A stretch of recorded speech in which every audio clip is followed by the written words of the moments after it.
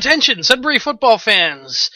Do you want to win a trip to Super Bowl 48? I know I do. Let me tell you how you can do that. Joe McDonald Youth Football League is holding a raffle. They are selling tickets to win a trip for the Super Bowl in New York City. That's Super Bowl 48.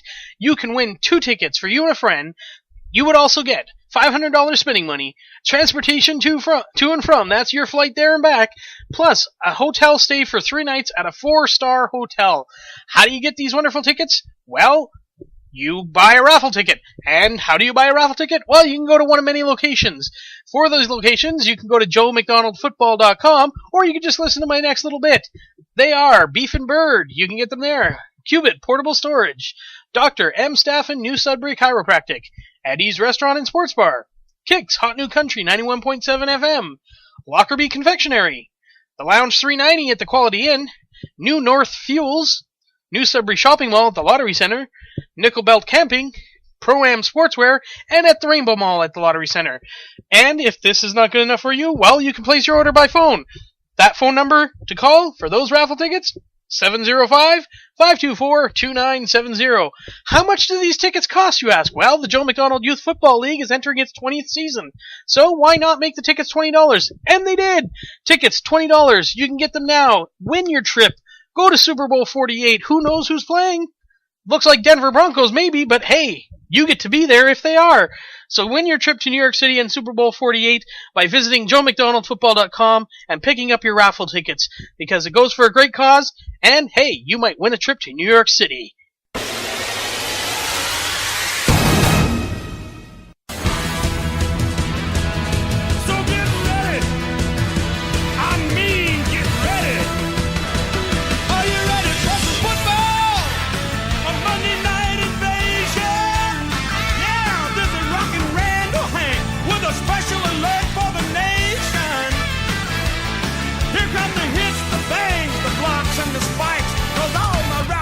Drop in on Monday night.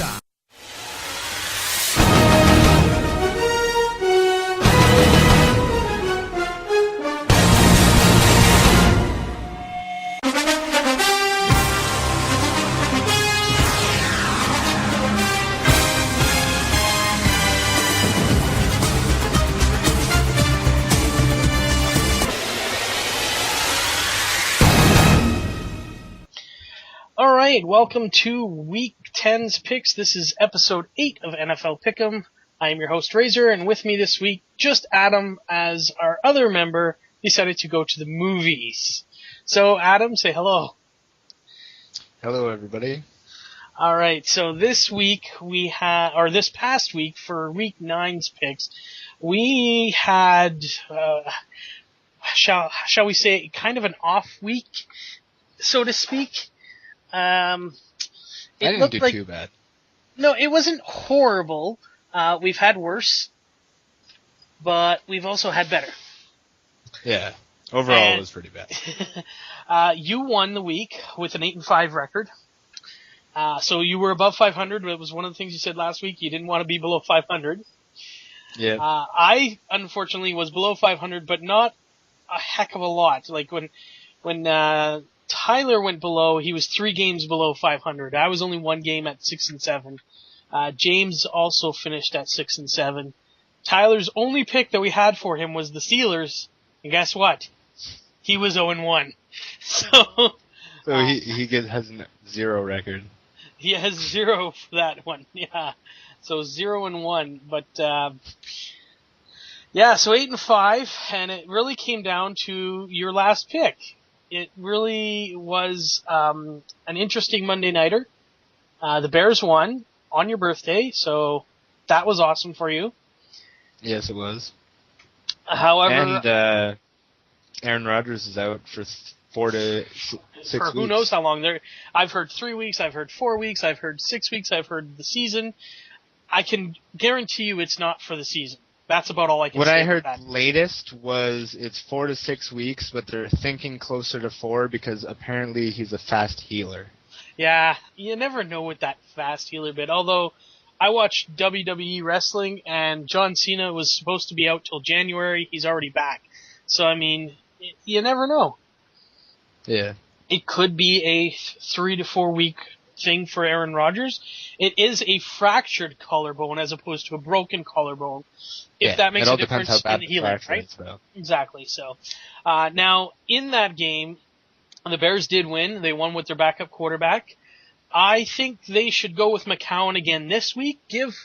I know that they're playing the Lions. It's a divisional opponent, and you could still lose the game because McCown, while he did efficient, I mean, he was, 272 yards for 2 touchdowns?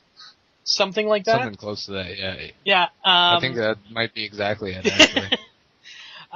So he could still control the team. I just don't know if you want to throw Cutler in against Ndamukong Suh. I don't think he is going to go in.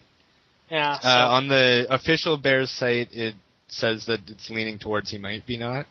Okay, so he's now questionable as opposed to probable. Yeah. Well, that's good. So yeah, the Bears winning over the Packers was definitely a huge help for your 8-5 record, because if you had lost that game, you would only have been a 7-6 team, which everybody. And I think, at least I would have still been in over 500. You would have been over 500, but we all would have been 7-6. That was the thing. That's true. So it would have been a 3-way tie, except for Tyler, of course, who would have been still 0-1. And I think the biggest blow, of course, the Packers, we already talked about it, Aaron Rodgers going down. And it wasn't that he went down late in the game.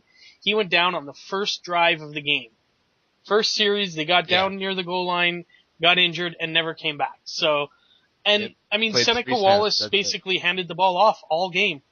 I think his numbers were, I don't know what his passing, attempts were, but he only had 99 to 110 yards in there, that range of passing. And he basically played the entire game. Yeah. So, the Packers are reeling after that loss. Another game. Which I'm very happy about. Yeah, of course you are. They're a divisional opponent. I mean, as long as it's not I never want to root for somebody to get injured, but I mean, it's not a bad injury. He's not. No, exactly. It's not like something. He was running out the field fine and everything. Yeah, so. Exactly. And that was what made us watching the game going, why is he not back in there? He's back out on the sidelines. Yeah, His arm's not in his sling. What is he at? Is he a pansy or something here? What's going on? Because they didn't release the whole fractured collarbone thing until the next day. Or late Monday night, possibly. It was a shoulder injury. Yeah, they just listed it as a left shoulder injury, which we're all like, well, that's his non-throwing arm. What the heck is he doing? Take a shot and get back in there, But, I mean, you sometimes want too much for the athletes. At the same time, they have to go by what the doctors tell them. And obviously, they knew at the time exactly what it was. Because we remember, I believe it was you who looked online and saw the broken collarbone thing during the game. Was that you or was that Tyler? And I you think saw it was that. Me. You saw that thing from Sports Funny. I and think they were it was like Sports Funny. Yeah, not because sponsored, by the there way. was. I don't remember what that one was exactly. It was something about a broken collarbone, and we were all laughing. It's not broken collarbone. And then we get the official word, and it's a fractured collarbone. It's like, collarbone. Somebody close to the organization must have put that meme or whatever it was. Yeah, exactly. So they knew what it was right away, which is why he was held out of the game. I mean, as people watching the game were like, why is he not in there? What's going on? This is dumb. He should be playing if it's just his left shoulder, which is not his throwing shoulder. Yeah, it might aggravate it, but you think with an injury like that, at the worst, he'd be back out after halftime if it was just the shoulder. But yes, it was a fractured collarbone, so that's that. So let's look at a couple of other games from last week. One of the hugest upsets, in my opinion, was the Dolphins beating the Bengals on Thursday Night Football. I couldn't believe it. I was shocked. And the way it happened, too. It was with a safety, too. Yeah, safety in overtime. Craziness. It was like when it went to overtime, it was all Dolphins. The Bengals didn't have a chance then. And it was so weird. So crazy. And that kicked off the horrible week for most of us. From there, it just kind of snowballed down because you look at another upset, the Jets beat the Saints. Tyler has his theory that the Jets win one, lose one, win one, lose one. We don't know. So far it's proven correct. So far, it's been right after 9 weeks. Now, in week 10, the Jets have a bye. Now, does this count as their loss and they're going to come back with a win in week 11? Or are they going to start lose one, win one, lose one, win one when it comes back to week 11? So it I don't know really. who they play in week 11. I haven't looked that far ahead, so I don't know either. Me neither. But we all picked the Saints. We'll see next week. Yeah, we all picked the Saints, and the Saints lost. Now they were in New Jersey, I guess technically. They were at the New York Jets home stadium, and the Jets pulled out a win, and they won. It wasn't handily; it was like 26-20 or 27-20, so it was close, within a touchdown. And Drew Brees threw for over 360 yards, so it wasn't like there wasn't any offense from the Saints. It was just the Jets caused key turnovers, and that was the key of the game. And moving on to the next game, I want to talk about the Chiefs-Bills.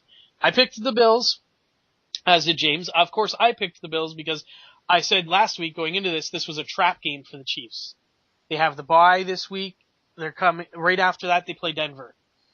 I thought, a lot of the players are going to be looking ahead to that game and not thinking in the Bills game.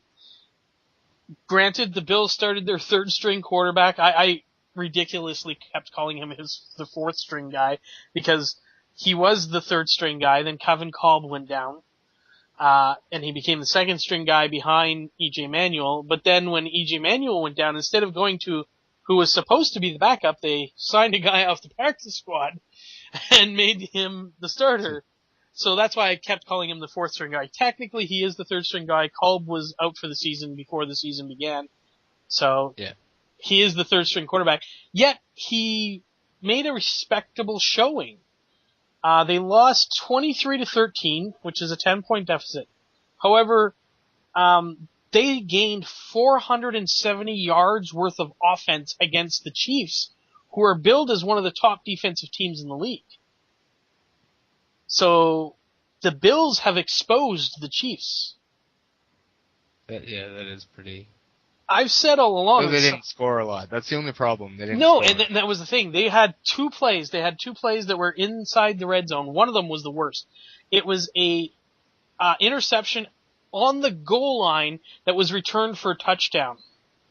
Where if the Bills if you reverse that, the Bills take a huge lead at that point. And maybe that is enough to win the game. You look at the turnover ratio, and the Chiefs scored 17 of their 23 points because of turnovers. So that says it right there. And this was with a third string quarterback. Now, I'm sold that if E.J. Manuel or even Thad Lewis is playing in this game, the Chiefs lose this game because they don't throw that interception, and that changes the whole landscape of the game. Yeah, it would. All right, and one more game I need to talk about, especially since he's not here to defend them. The Steelers get whomped by the Patriots. Now, the Patriots have not been the Patriots of the past late in this season. Nope. They're averaging, or before this game, they were averaging under 24 points a game. They put up 55 on the Steelers. Crazy amount of numbers. Yeah. It's the most ever scored against the Steelers, too. Absolutely, yeah. That was huge. I couldn't believe it when I saw the final score. I did not watch the game. I just saw the final score, and it was 55-31. Now, Pittsburgh put up 31 points, which is pretty good for a team that's 2-6. Yeah, normally that can win a game. Normally that can win a game, but to give up 55, craziness. Yeah. No chance that the Steelers have. That was the only pick we had for Tyler because he's saying Steelers all the way, so that's his pick. So we knew to put that one in, and that made him 0-1. Now, he did do the pick'em on the NFL site. I didn't check that out. I think he said he did finish either 7-6 or 6-7. He was right along the lines of everybody else. This was kind of a mediocre. I think he was 7-6. Yeah, it was kind of a mediocre week for everybody in this one. A lot of teams going 500. In fact, I always say that I check the pros, as it were. I love the CBS show, not a sponsor, by the way, of the pre-show that they do on CBS, which is NFL Today. And Dan Marino, Coach Bill Cowher, Boomer Esiason, and Shannon Sharp all make their picks. Now, this is their records from last week. Dan Marino went 7-6. Coach Cowher went 5-8. Boomer Esiason went 6-7, and Shannon Sharp went 5-8. That's crazy. Wow. When even that just goes to show you that even the pros were mind boggled this week. Yeah. So that's just craziness. That's how weird week 9 was in the NFL. Oh, one more thing we do need to mention. Nick Foles Throwing 7 touchdowns. throwing 7 touchdowns. Now, he did do it against the Raiders. However, we all picked the Raiders. We thought the Raiders, with their rushing quarterback and their running offense, would be great. Now, here's the thing. Darren McFadden went down early. Terrell Pryor went down late. They lost their 2 running guys. There was no defense for the Raiders. Eagles quarterback Nick Foles, who's technically their backup, although we've probably seen the last of Vic unless Foles gets injured this year. I think Vic is done as an Eagle, whether he plays again next year or not. I think he's not an Eagle next year if he does play, and we may have seen the last of Michael Vick in the NFL. But Nick Foles came out through 7 touchdowns, which puts him right up there with basically Peyton Manning, who threw 7 in the first game of the season. Yep, but he's nowhere near the quality. No, and that's exactly it. And a lot of it was a fluke. I wouldn't say it was a fluke, but I would say it's a aberration. It's a one-game wonder, if you will. He had an excellent game. Like, you look at Matt Flynn. Matt Flynn, where is he? He's not even on a team anymore. He was cut by the Bills. That's how bad of a quarterback he's turned out to be. Yet, what was it, 2-3 years ago, he played the final game of the season for the Packers and threw for over 400 yards and like 4 or 5 touchdowns in that game. I've seen about like 7 articles about him lately, though, actually talking about if he's going to go to the Packers because of the Aaron Rodgers situation. I think if he was going, he'd already be there because the Bills cut him early Monday. We're now at Wednesday. Yeah, I think so too. I think if he was going there, he was already gonna go. So, but yes, I'd seen that too, and even people on, I watched this show called Fox Football Daily. Again, Fox is not a sponsor, but they suggested the same thing as I just said, that if he was going there, and I was watching Tuesday's episode, they said if he was going there, he'd be there. I don't know, have they even signed anybody else? I haven't checked today if they signed anybody else. I don't think they have. I haven't seen anything. I think they signed somebody off their practice squad. I think that's all that happened. Yeah, I see that headline. Rodgers likely out 4 to 6 weeks with the fractured collarbone. Yeah, I'm pretty sure I saw when I was doing my Warlock Wednesday podcast that they had signed their practice squad quarterback. So it looks like they're going to go with Seneca Wallace. And I know they've said they're sticking with Seneca Wallace for this week at least, and pretty much running the football down people's throats. Yeah, I think that's pretty much the way things are going to go for the Pack for the next few weeks.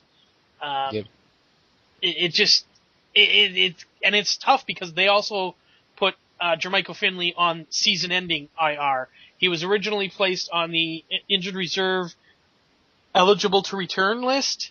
Now he's done. He's done for the year. Yeah, here it is. Quarterback Scott Tolzien has been activated from the practice squad and put on the 53-man roster.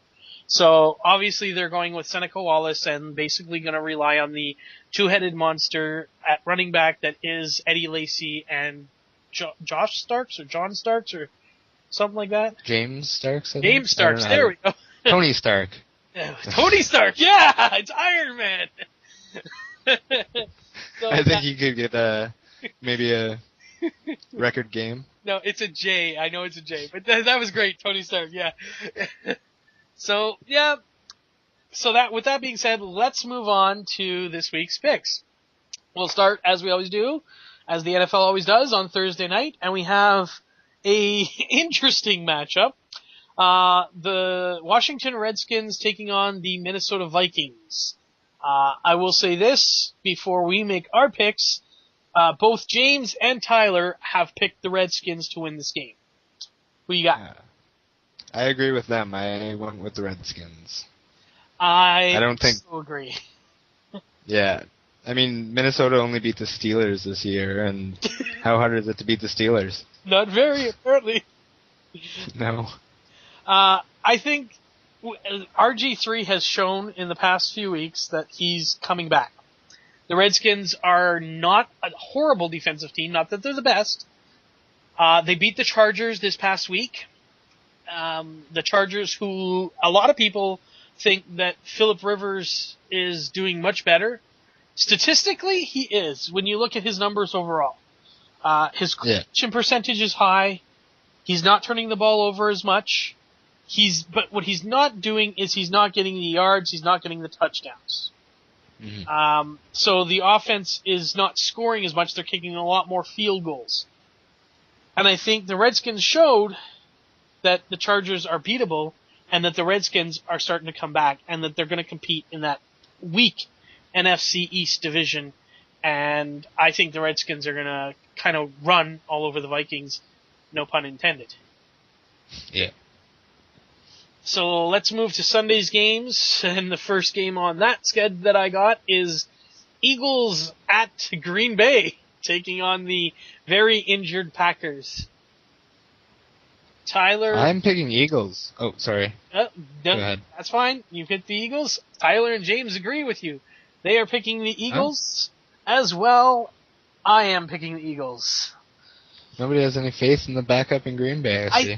I think the Bears showed that without Rodgers, there's no hope in Green Bay. See, I've been saying this for 3 years. I've been saying Rodgers is their entire team. Sure, they have good receivers, but if they don't have a high-quality quarterback to throw the ball to them, they're not going to catch it. I think the Eagles are a better defensive team than people give them credit for at times. I'm not going to say they're a better defensive team than the Bears, but because you look at the Bears, they showed that they were weak against the run, because basically the yardage and the points that the Packers did accumulate in that game, even though they lost, was all on the ground. And they got gashed a few times. We saw some huge runs by both Starks and Lacey. I just don't think it's enough to beat the Eagles, especially with Nick Foles at quarterback.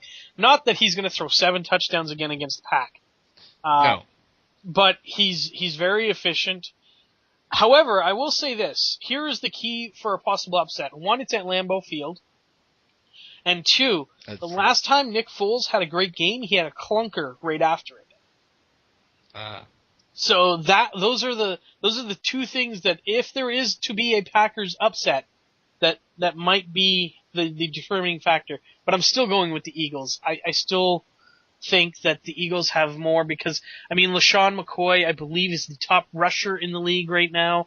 I think he's over 700 yards.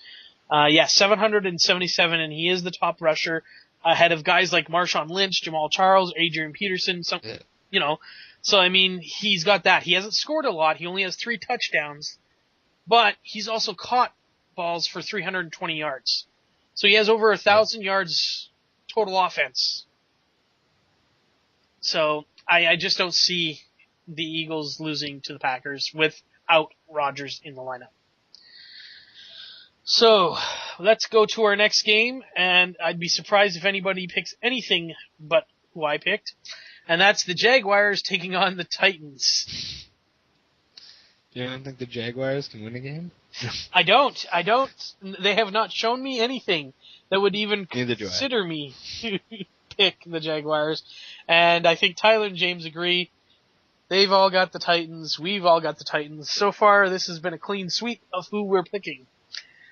I think here comes the difference, though. I don't think we need to say anything more about the Jags and the Titans. We've beaten the Jags to death just like every other team in the league. The Bills taking on the Steelers. I will tell you right now, Tyler picked the Steelers. James picked We don't need to. Tyler picked the Steelers for the rest of the year. Yeah, he already did. James picked the Bills. I picked the Bills. And Adam I also picked the Bills. Adam picked the Bills. So here's my reasoning. The Steelers are just as bad as the Vikings, in my opinion, who beat the Steelers. The Steelers do have 2 wins, which is one more. However, I still say to this day, the only reason the Steelers won that second game was because Coach Cowher was in the building. I said it when it happened, and I'm sticking by it because they haven't won since.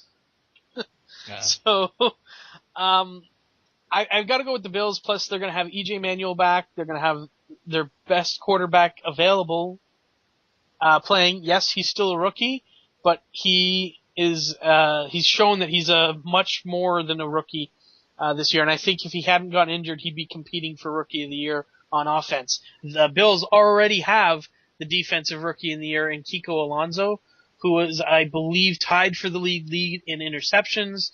He's in the top 10 in tackles, probably in the top 5 in tackles. I'd have to double check that, though. I know he's definitely in the top 10. And the Steelers haven't shown... I know it's in Pittsburgh, but it doesn't affect the Bills. I mean, the Bills are used to playing in cold weather. They're from Orchard Park, for crying out loud. I just don't see the Steelers winning this game.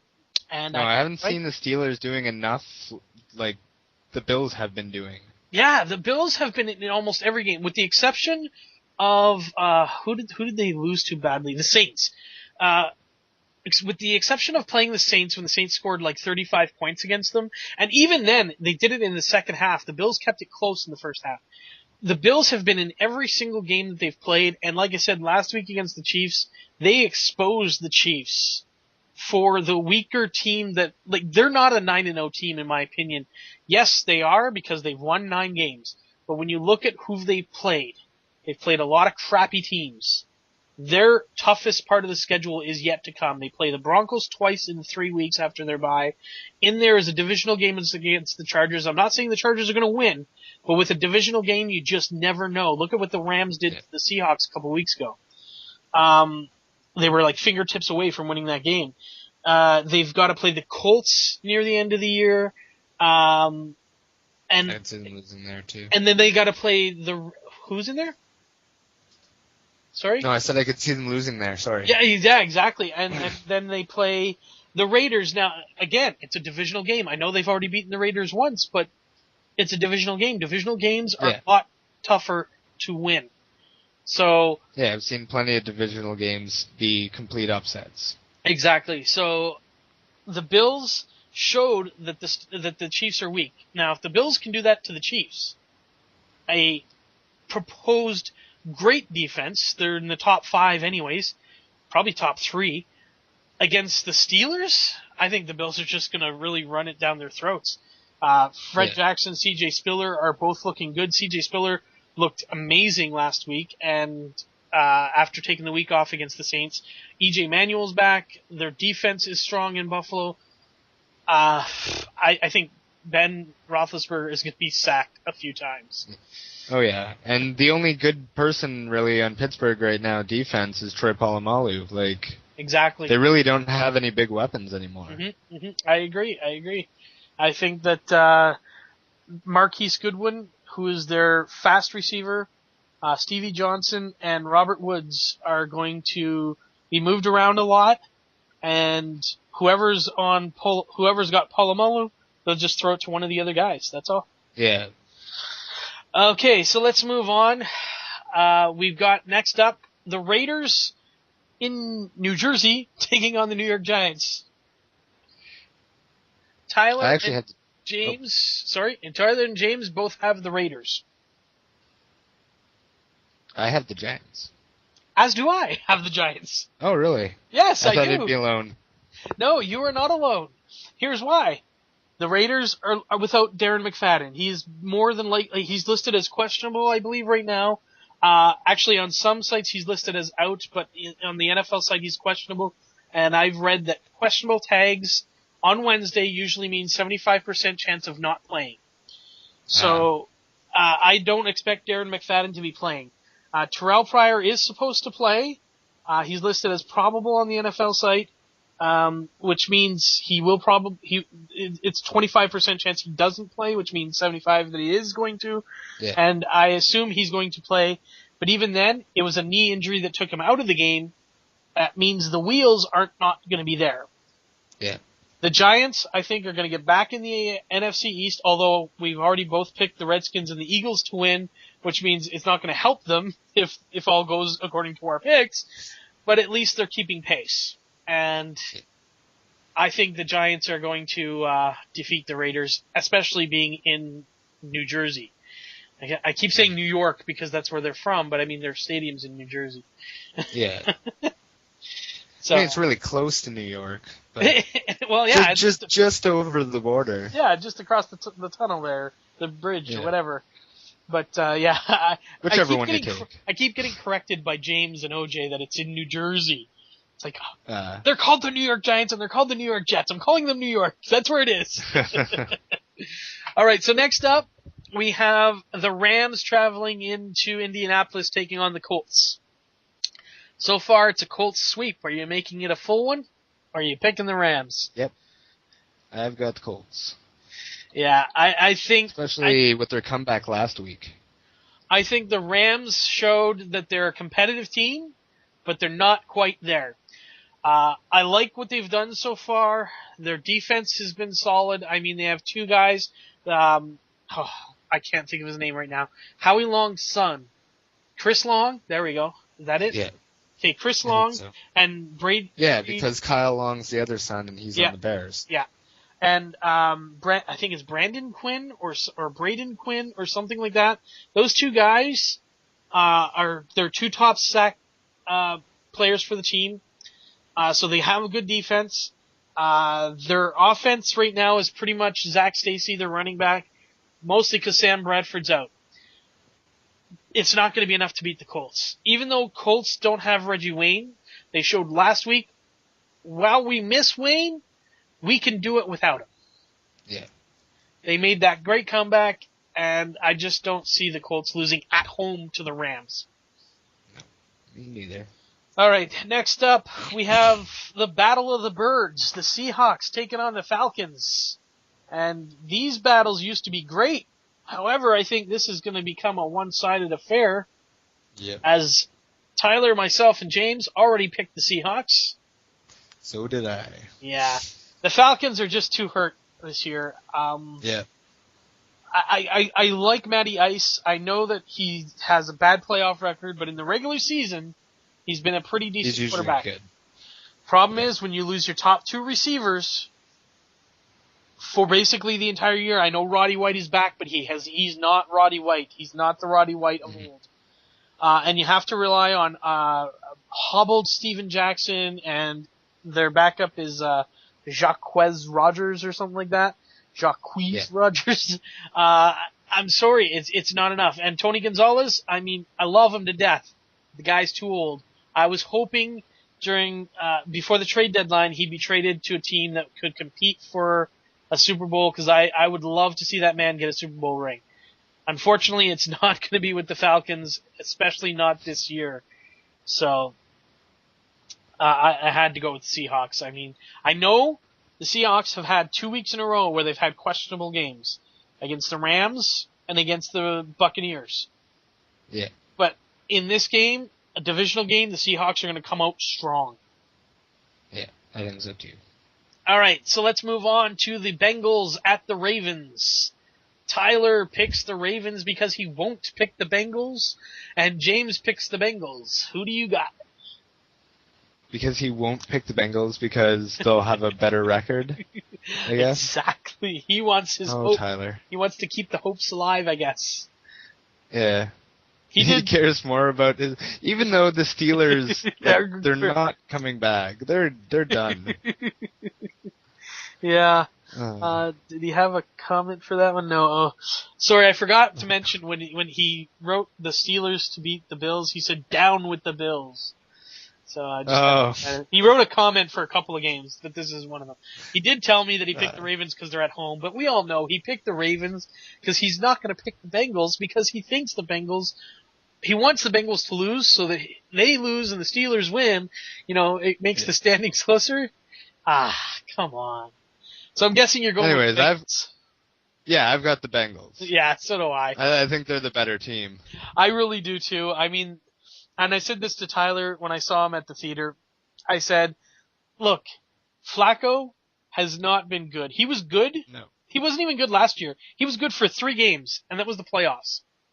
I saw this meme, and it was him lying on the ground. Yeah, saw that and one. it says, beaten by the Browns. Now that's elite. Yeah, I saw that one as well. Very cool. He got a huge contract, and he's stinking it up. Some athletes do that. Other athletes, they can take that contract, and it's not even on their mind. They just play their game. Obviously, he's playing his game because he sucked before. Like, I couldn't believe the contract that he signed, because really, he got it for playing 3 games. The 3 playoff games that he won last year, or was it 4? I guess they won 4, right, technically, because they were a wild card team? They weren't a top 2 team, because it was Denver and Patriots that were the top 2. So they won 4 games in the playoffs. So they had to win the wild card game, the divisional game, the AFC Championship game, and then the Super Bowl. So they won 4 games. So those 4 games are basically how he got his big contract. Yeah. It's ridiculous. The Bengals are a much better team. They're young, they're hungry. They've got AJ Green, they've got Andy Dalton, they got, I forget the other receiver's name who's pretty good. Plus they have the running backs, Benjarvius Green Ellis and Giovanni Bernard. I mean, they're too good. Their defense is pretty strong. Although, I will say this, the loss of Geno Atkins is huge for the Bengals. That does hurt them. Their defense will suffer. Their defense will suffer, but I just don't think Baltimore doesn't have the offense to hurt them that much. So their defense, I think, will be able to fill the gaps. Maybe if they're playing the Colts or... Here's what I see from the Ravens, though, for this game. Run the ball with Ray Rice. That's all they should be doing. Yeah. That's their only way to win. Flacco passes, Bengals are going to tear him apart. Though Ray Rice didn't he just come off an injury last week? He did, which means he's not going to be 100% probably. So. Yeah. So. But I'm still picking the Bengals. I can play devil's advocate. I can see how other teams could possibly win, but in this, I got to go with the Bengals. All right, so next up, Lions and Bears. I bet you Tyler wrote a comment about this one. No, he did not. Oh, really? Oh, that's surprising. He picked the Bears. Really? Da Bears. Yeah, he picked Da Bears. And James picked the Lions. I was torn. I went with the Lions, and I'll tell you why. One word, Megatron. Here's why I went with the Lions, because I don't think Cutler's going to play. And I think if Cutler were to play, he might seriously get hurt even more so. The Lions just have too much weapons that the Bears can cover, in my opinion. They were shown weaknesses against the Packers, even though they won. As I said, they were gashed pretty good on some running plays. Now, in a week, Mark Trestman could sure as heck definitely maybe sew that up a little bit, but I think with the loss of Lance Briggs, it has hurt their run defense. Yeah, it has. And one of the things that the Lions can do is they can run the ball. But they can also screen pass it to Bush. They can use Bush as a decoy, get it to Megatron. Stafford can even run the ball. He's not great at it, but he can. I had to go with the Lions. But I understand. The Bears and the Lions are a divisional game. This game could go either way. McCown showed himself very well against the Packers. I don't think he turned the ball over. If I'm not mistaken, there was no picks. There was 2 touchdowns, no picks. Yeah, so, I mean, you do that, and you always have a chance to win the game. I just had to go with the Lions in this one. And it has nothing to do with hating the Bears. I don't hate the Bears, you know that. I just think that they're in my opinion, the favorite. I think this game, they're going to start off running it a lot, the Bears. Yeah. And I think Forte is going to have a big game. And as long as McCown doesn't turn the ball over, I see Chicago winning it. But I do think it's going to be a very close game. Yeah, I do think Detroit is our biggest competition right now in the division, and that's gonna hurt. Yep, I agree. Yeah. And this is huge because so that's right gonna be their main motivation. And this is Maybe one of their biggest games of the rest of the season. It is basically a dead heat in that in that division right now, with 5-3 records for the top three teams. So I mean, except for Minnesota. That's why I said Minnesota's just down there at 1-7. You know, the only reason the Lions are ahead of the Bears is because they have the better conference record. Yeah. So, because the divisional records are identical, they're all 2-1 against the division. This is going to be a determining game because whoever wins this game not only goes to 6-3, but it goes to 3-1 in the division. Yeah. So it is a huge game for both teams. So yeah, I definitely see your side of things. Still got to go with the Lions. All right, here's the first 4:00 game on Sunday. The Panthers at the 49ers. And Tyler has a comment for this one. And his comment is, let me just pull it up here. He is picking the Panthers as Tyler's upset pick of the week. Oh. So he's got the Panthers. James has the 49ers. Who do you got? I've got the 49ers. You got the 49ers? Well, yeah, they're at home. I can definitely agree with that. They are at home. However, I also went with this as an upset. I picked the Panthers. I hope you agree that they're at home. I mean, if you argue, then you're going to be wrong. Unless something like catastrophic happens to San Francisco in the next week. I'm going to knock on wood right now. Are on a fault line. You would change. Wouldn't that just be horrible? Yeah. Some crazy 11.0 earthquake hits California. And, the stadium's oh no. Yeah. We got to play somewhere else. We're not at home. No, what I meant to agree with is the fact that they are at home does give them an advantage. However, I have to agree with Tyler on this one, which I should smack myself or something. But I can see the Panthers pulling the upset in San Fran. San Fran has had some close games. They are 6-2. They're not a perfect team. The Seahawks' only loss is to the Colts, right? So they're 8-1. But the San Francisco 49ers, their losses have come early in the season. So they've been better of late. I think they were their first two games. I think they won their first game and lost the next two. I think they went 1-2. Didn't they? Oh no, they lost their first one for sure. That's right. I'd have to look back at that. I can't remember which ones they lost. Yeah, I can't remember either. I know they were 1-2 after their first three games, but I don't know if it was their first two games that they lost, or if they lost one, won one, lost one. Gosh, that's gonna bug me. Well, you know what? I'm gonna look it up while we talk. Yeah, I'm looking it up right now. I just like the fact, okay, the 49ers won their first game. They beat the Packers. So that was week 1. But I like the way the Panthers have played so far. They've shown they got crushed by the Seahawks in week 2, 29-3, which means they lost their third game, their third game, because they were 1-2 after 3 weeks. Yeah, they lost 27-7 to the Colts. So both those Western Conference teams have lost to the Colts. But the Panthers, to get back on point, I love what they've done lately. And I've seen a much improved team, especially when you consider nobody gave them a chance after their first 3 games of the season. Yeah, they have been doing much better. San Francisco did lose second week. Yeah, they lost to the Seahawks. Won the first one and lost the next 2. That's what it was. They won the first one and lost the next 2 because they lost to the. Oh, they won the first one? I thought you said they lost to Green Bay. No, they beat Green Bay first week.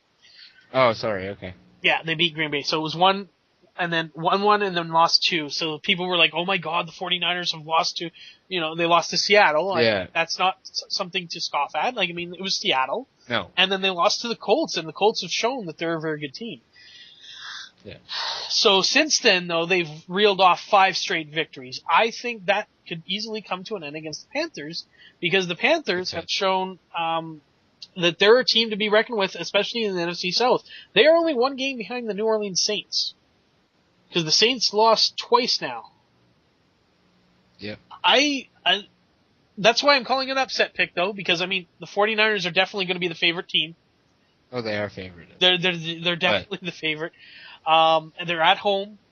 They have Frank Gore. They are getting back Mario Manningham, or Manningham,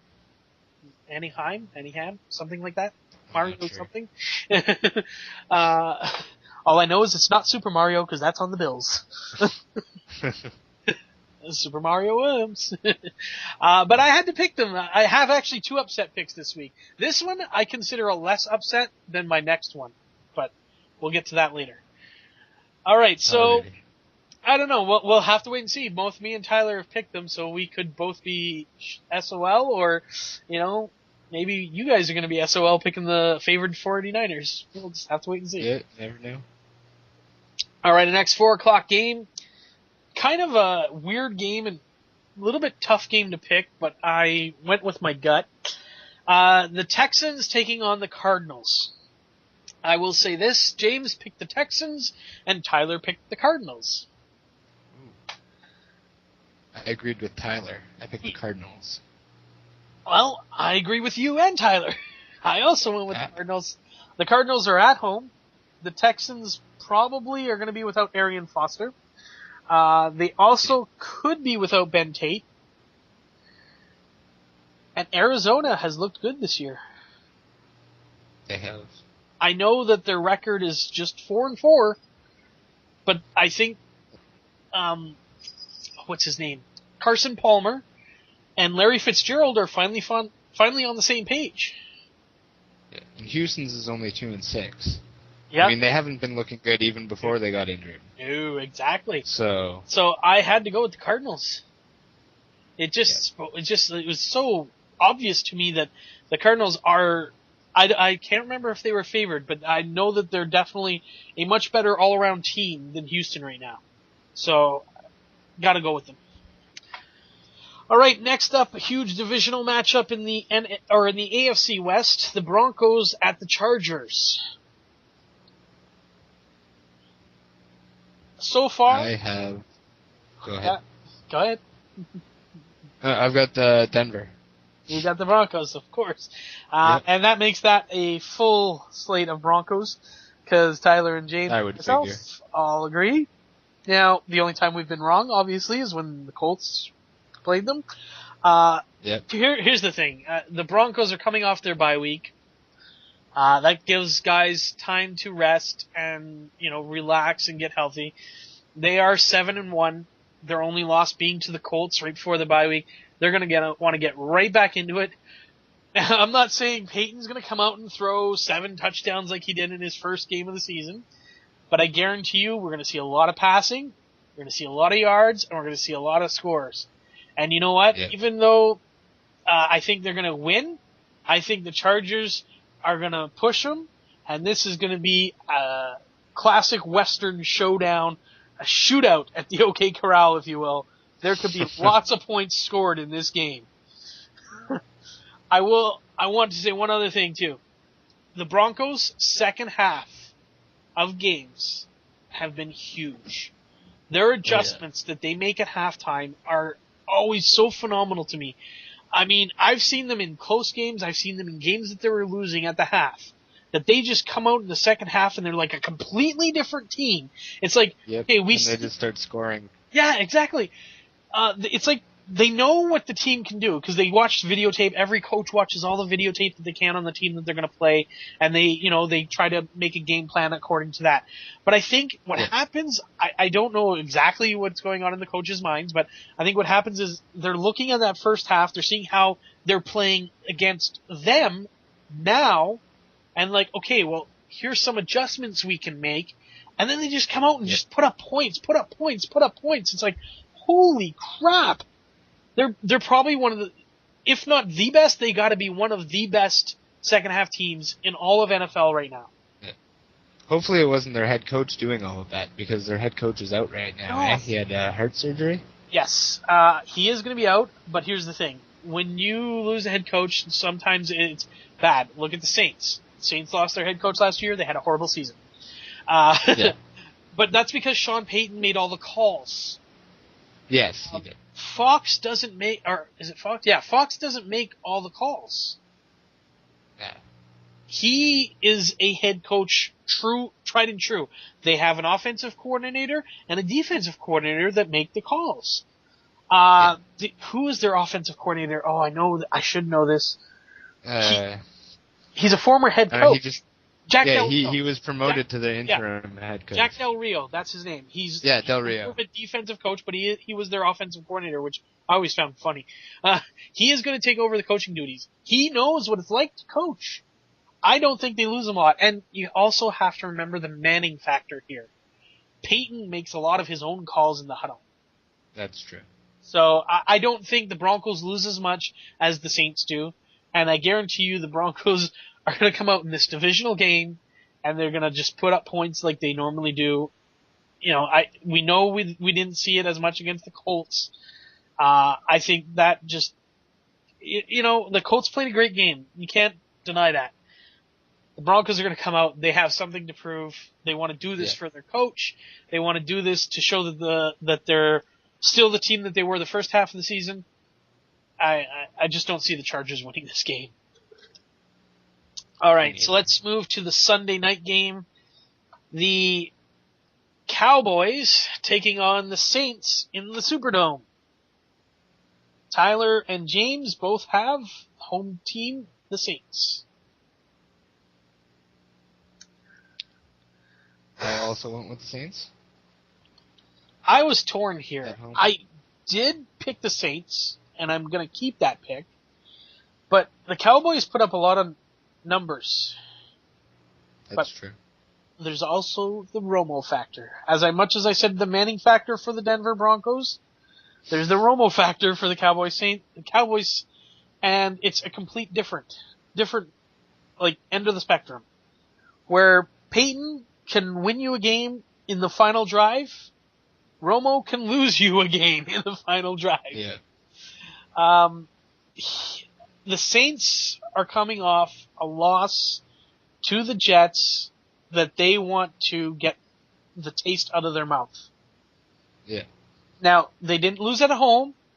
They lost in New Jersey. But I said, I believe, early on when it was just Tyler and I doing it, I think maybe in... no, you've been with us for most of it, eh? You've only missed one? I only missed the first week. The first week and the week you were sick. So I don't remember if the week I was sick, yeah. I don't remember if I said it in the first week or if you were here, but I said the Saints were not going to lose at home this year. I might have said that in the first week, because I think it was just Tyler and I. I could have said it the week you were sick, but I'm pretty sure I said it early on, so it might have been the first week we did. I think you might have said it the first week. I think I listened to it. Which is week 3 of the season. And I said the Saints were not going to lose at home this year. And I maintain that. There's no way the Saints are going to lose a Sunday night football game at home, even if it's to the Cowboys. So I had to go with the Saints. Yeah. So let's get to the Monday Nighter. Kind of a ho-hum game for a Monday Nighter. The Miami Dolphins, the much maligned Miami Dolphins of late, due to personal issues, taking on the Tampa Bay Buccaneers. The picks so far are Tyler picking the Dolphins and James picking the Bucs. I picked with Tyler again this time. You went with the Dolphins. Yep. Well, this is my second upset pick of the week.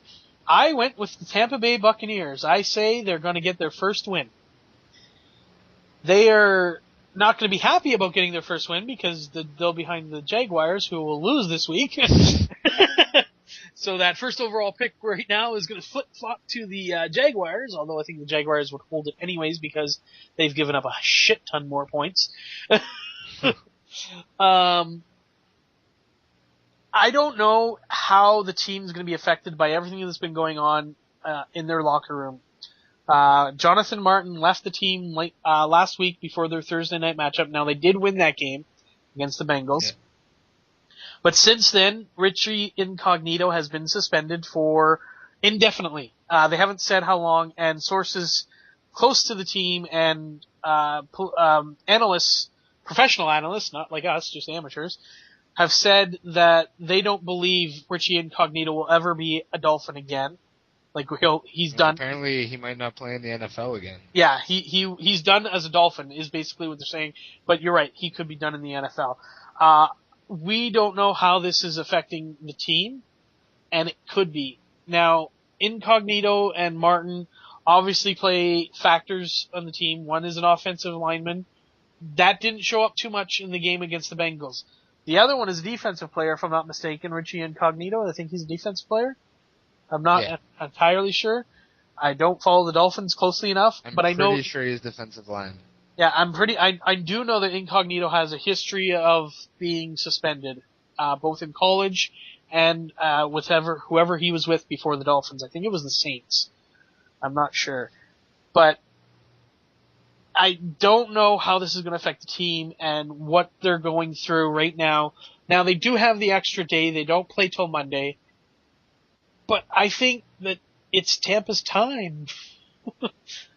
I like some of the things the Dolphins can do, and they obviously showed that they can win big games when they played the Dolphins on Thursday night. But I'm gonna stick with my upset pick and go with the Buccaneers. I'm still saying Miami. I think I don't know. I don't see Tampa Bay winning against. I can see Tampa Bay winning against the Steelers. Yeah, I don't think they play the Steelers this year, sadly. No. NFC South gets the AFC East this year, because I know, simply because my Bills get to play those Bucks. My Bills also get to play the Jaguars, so if they beat the Steelers, the Jaguars, 2 free wins, and the Bucks, that's 3 wins, baby. That makes them 6-6. So they just got to win 4 more games, and they're in the playoffs. Yeah. Hey, they get the Falcons too. That's their Toronto game. So that could be 4 wins there. It could be. But I don't know. I wanted to pick an upset pick, and I don't really consider. I know a lot of people would consider the Panthers beating the 49ers an upset. I don't consider that as much of an upset as this. And I think this is the bigger upset if it's pulled off. Yeah. That's why I'm making this my number 1 upset pick of the week, as I'm definitely thinking it's Carolina. possible the Buccaneers take over the Dolphins. Yeah, because, I get it. I know the 49ers are on a roll right now. They're a very tough team.